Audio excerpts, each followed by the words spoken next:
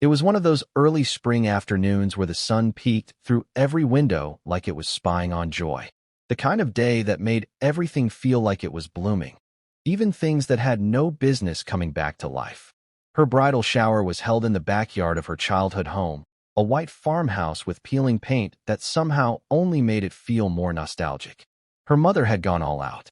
White and gold streamers swayed in the breeze. Mason jars filled with wildflowers lined every table, and a hand-painted sign near the lemonade stand read, "To love, laughter, and happily ever after." And there she was, my fiancée, Kelly, glowing like the center of a dream I'd been chasing since I was old enough to know what love was supposed to look like.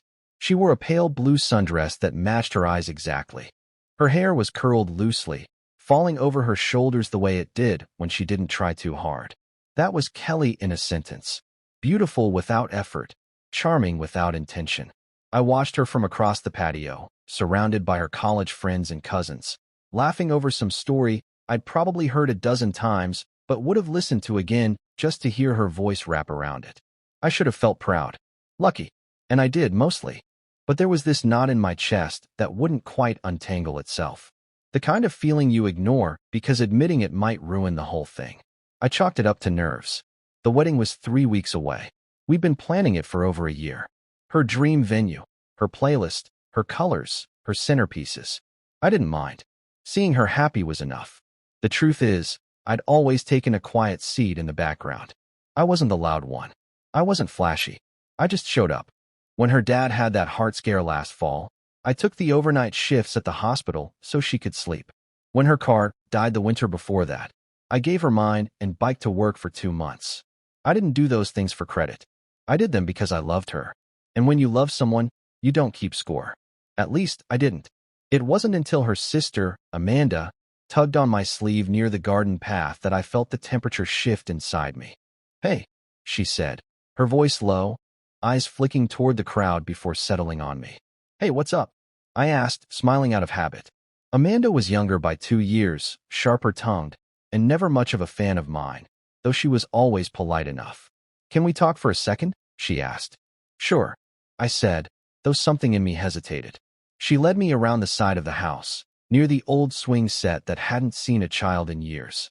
Her hands were shaking slightly as she pushed a strand of hair behind her ear. She didn't meet my eyes right away, just stared at the grass like she was weighing a decision she couldn't unmake. "Look," she started, "I know you probably think I don't like you." "I've noticed," I said with a soft laugh, trying to ease whatever was tying her in knots. "It's not that," she said quickly. "It's just, God, this is going to sound horrible." She finally looked up at me, and I saw something in her eyes I wasn't prepared for. Pity. Real, aching, gut-deep pity. "Amanda, what's going on?" She bit her lip and looked toward the house. "You can't marry her," she said. My stomach turned. "What?" "I'm serious. I know this is the worst possible time, and maybe the worst way to say it, but you need to know something before you make this mistake." I didn't move, didn't breathe. I just watched her, waiting. I found her phone last week. She left it at my place after dinner. She's been messaging someone. A guy. A lot. I thought maybe it was harmless at first, but it's not. I saw photos. Silence fell between us like a dropped vase, shattered and loud even in its quiet. I remember blinking, like maybe if I reopened my eyes, the scene would reset. Like I could reboot this moment and hear something else. But she kept going. "They've been meeting up. Hotels. Late nights." One of the messages said, "I wish it was you I was marrying." My throat tightened. "No," I said, barely above a whisper. Not because I didn't believe her, but because some part of me already did. Deep down, I'd felt it. The distance, the distracted kisses, the way her phone had become a fortress. But I'd explained all that away. Nerves. Wedding stress. Busy season at work. Amanda stepped forward. "I'm telling you this because I can't let you walk into that ceremony blind. You deserve to know. You deserve better." She handed me her phone. Open. Evidence staring back at me like an open wound. Photos of the two of them, arms around each other in places I recognized, places she told me she'd been with friends. A text. "I can't wait until the wedding's over so we don't have to sneak around anymore." I handed the phone back, hand trembling, a strange numbness spreading through me like frost. Amanda said something else, Something about being sorry, about knowing how much I loved her. But I barely heard her.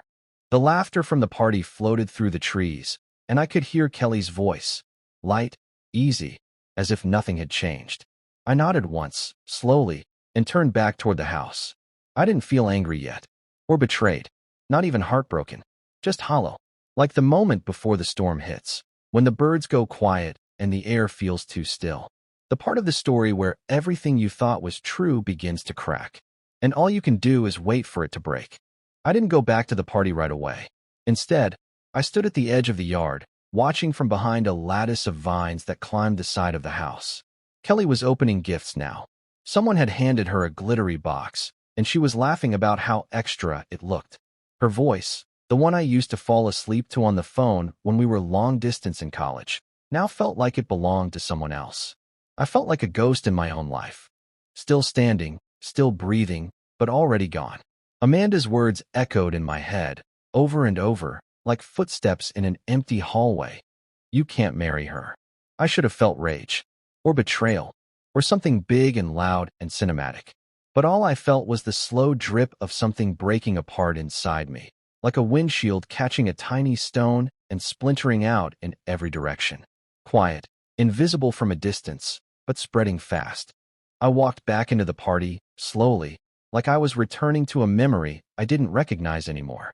I saw faces I'd known for years, Kelly's cousins, her high school friends, her aunt who always brought too much perfume and too many opinions. None of them knew. None of them saw it. And Kelly? She looked at me like nothing had happened. There you are, she said, grinning.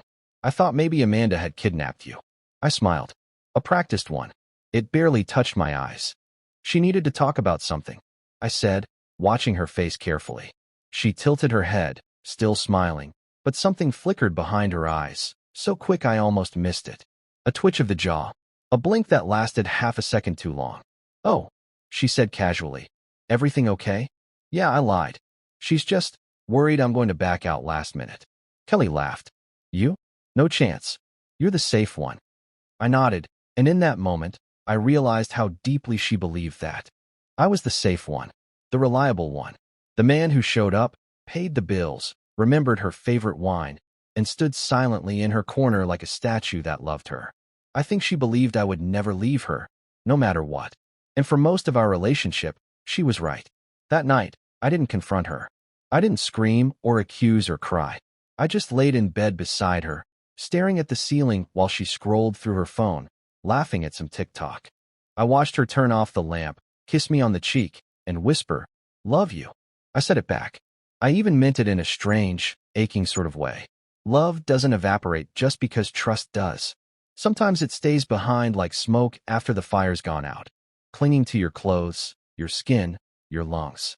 The next morning, I got up before she did, made coffee, fed the dog, and sat at the kitchen table with my laptop, staring at our shared calendar with all its highlighted reminders. Cake tasting, final fittings, rehearsal dinner. I opened a new tab and searched for attorneys.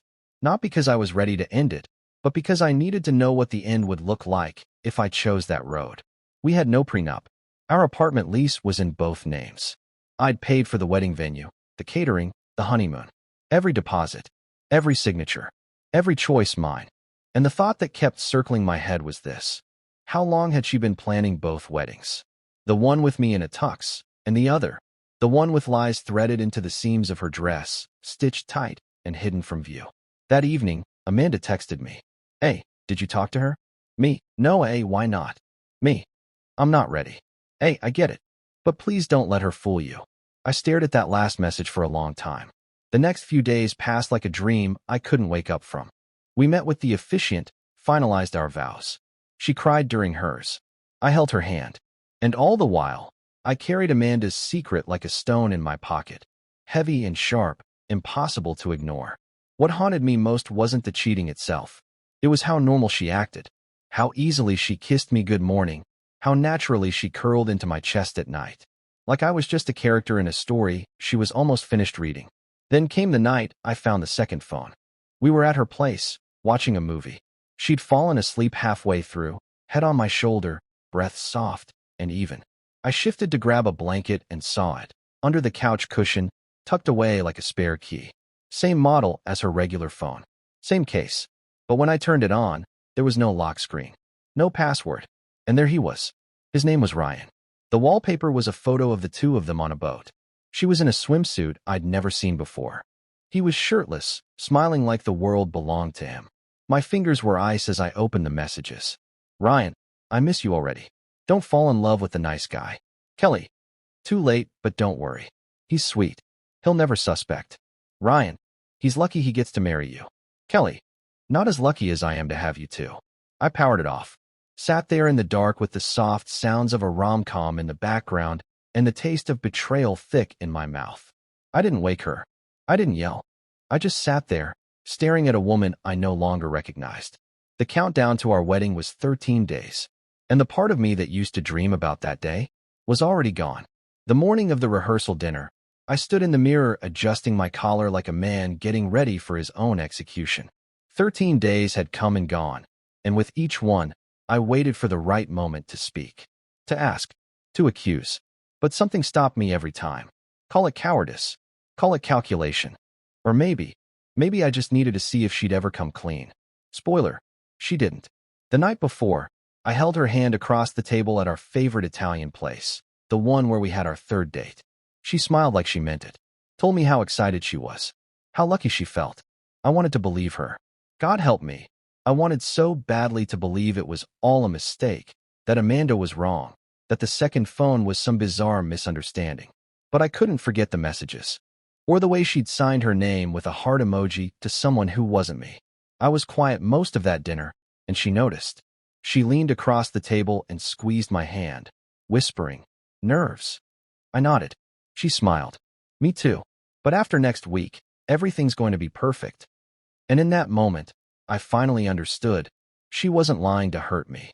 She wasn't even lying out of guilt. She just didn't think the truth mattered. That was the hardest part.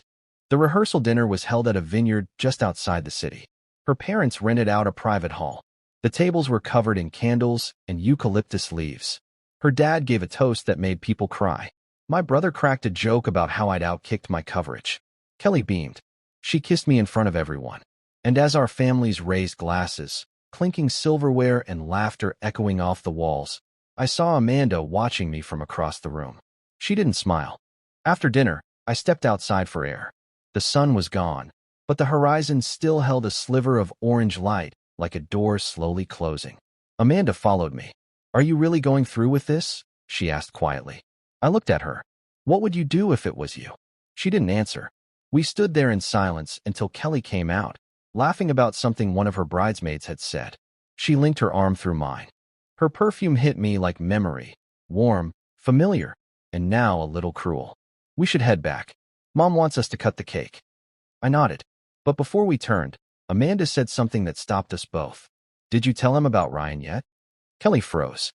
She turned slowly, her grip tightening on my arm. "What did you say?" "You heard me." Kelly laughed, but it was sharp around the edges. "Amanda, what the hell are you doing? I'm giving you one last chance." Kelly let go of my arm. There was a silence, so dense it felt like the world stopped breathing. Then she turned to me, eyes wide. "Babe, she's lying. She's jealous. She's always been jealous." Amanda took a step forward. "I'm not jealous, Kelly. I'm disgusted. And I'm done watching you lie to him." I looked at both of them. Two sisters. One of them holding the truth like a weapon, the other scrambling to hide it behind her teeth. And then I asked the only question that mattered. "Is it true?" She didn't answer right away. Just stood there with the cool night wind lifting her hair and her mouth half open. "Kelly," I said, my voice breaking just enough to make her eyes flicker. "Just tell me the truth." She closed her eyes. When she opened them, there was no spin left. No excuse. Just the quiet kind of regret that comes when the lie finally runs out of room to hide. "I didn't mean for it to happen," she said softly. That was it. The confirmation. The truth, simple and small and sharp enough to break something in me permanently. Amanda stepped back, gave us space. I looked at Kelly, really looked at her. And I realized I didn't hate her.